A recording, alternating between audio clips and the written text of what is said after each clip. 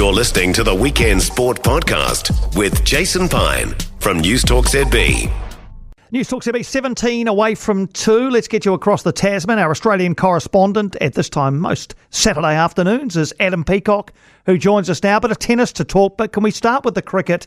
Adam, fifth test, Australia, India at the SCG. India all out 185 yesterday. Australia battling a bit at 62 for 4, but incredible scenes at the end of day one last night. Jasprit Bumrah dismissed Usman Khawaja and then turned to glare at 19-year-old opener Sam Constas. And then all the Indian players came running in and they were yahooing and apparently, in fact, it looked as though Sam Constas had earlier been sort of mouthing off a little bit at Bumrah and various other people. And I noticed that this has garnered a little bit of mixed reaction online. Does Sam Constas, this 19-year-old who's only really just arrived in Test cricket, does he have to be a bit careful with the way that he conducts himself? Yeah, g'day Piney. It was amazing day one at the SCG. Had absolutely everything. So it 47,000 people there, which is some kind of record, I think. But yeah, I think now people are having pretty strident opinions on what they think of Sam Constas, both here and in India, for starters. I've got a fair idea what they reckon of him over in India. Look, it's just basically down to opinion, isn't it? Your personal preference. For me, I might be like you because I'm a middle-aged variety that you think, well, Sammy, do you really need to get involved there? Is it really your argument to kind of chime in with, or you just stay out of it and let Uzi deal with the last ball of the day? Whereas younger generations, they'll absolutely lap that up. So in a wider sense, is it bad for cricket? Maybe not. Is it bad for Sam Constas? Perhaps. Is he going to get in trouble? We'll wait and see. It's one of those things that really there's no right or wrong answer. The match referee has the defining today. Well, it set up a very intriguing second day and a fifth test. Can I just ask you about Scotty Boland, the pick of the bowlers yesterday? He took his 50th wicket in his 13th test at an average of under 20. This is some story, isn't it, for a bloke who made his test debut at, 32 years old? Yeah, he's incredible. And the type of guy that, like, when he goes down, you saw him on day one, he goes down to final leg after he's over where he's taken a couple of wickets or whatever.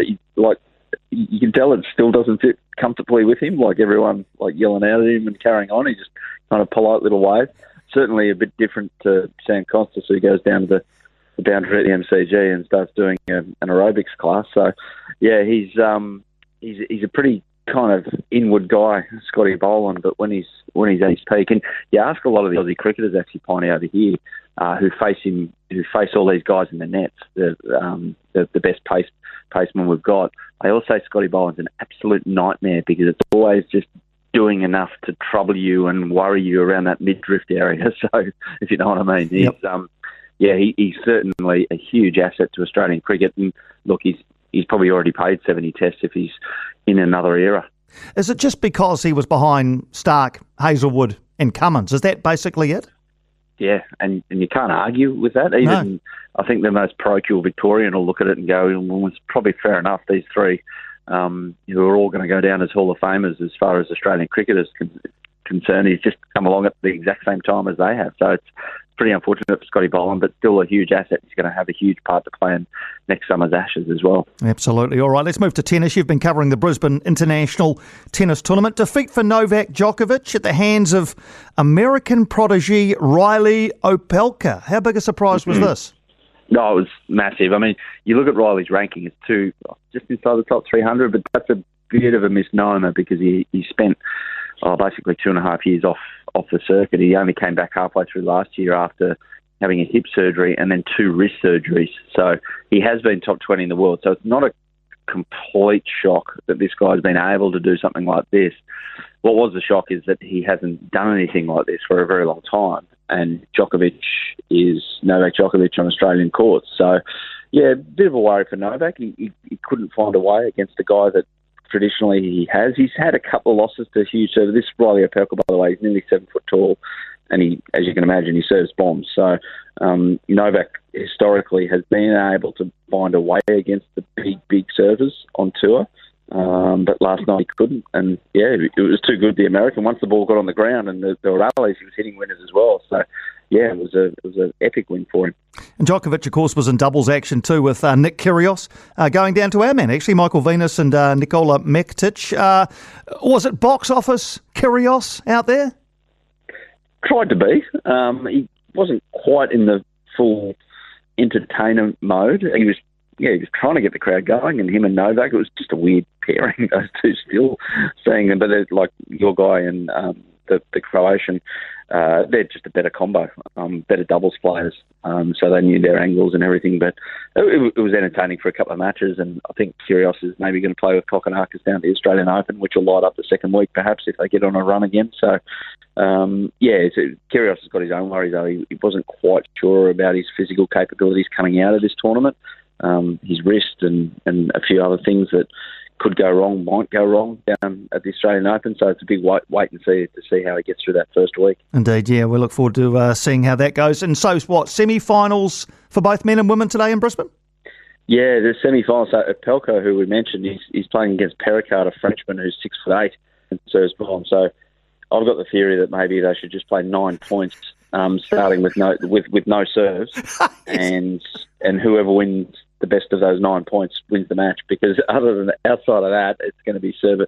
I think Perricard served 36 aces against Nick Kyrgios the other day. So, yeah, it's the land of the giants at the moment. But the women's event, Sabalenka plays Andreeva, to really top players. So, yeah, good event in Brisbane.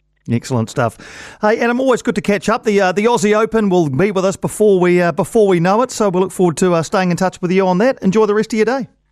Too easy. I'll be in Melbourne next week, so I look forward to it. Cheers, mate. No, good on you, Adam. We'll look forward to chatting to you then. Adam Peacock, our regular Australian correspondent. The Australian Open starts on Monday, January 13. So what's that Monday week? The men's ASB Classic, of course, there's qualifying on at the moment. The first round proper starts on Monday with the final next weekend, and then a lot of these players, the men's players, the women's players, of course, as well, will head to Melbourne for the Australian Open. Speaking of the ASB Women's Classic, we have our semi-final lineup confirmed. The fourth quarter-final is complete, and Alicia Parks has beaten countrywoman Katie Volynets what a great name for a tennis player, Volynets, in an All-American quarter-final. So Alicia Parks, 6-1, 6-4, straight sets winner. She will now face Naomi Osaka in the second of the semi-finals. The first of the semis will be between Robin Montgomery, who won her way through yesterday, and Danish fifth seed Clara Towson, who completed a straight sets win over Madison Keys in the rain-interrupted quarterfinal, which was completed just a couple of hours ago. So Robin Montgomery against Clara Towson and Naomi Osaka against Alicia Parks. Those are the semi-finals, which will happen from 3 o'clock this afternoon. For more from Weekend Sport with Jason Pine, listen live to News Talk ZB weekends from midday or follow the podcast on iHeartRadio.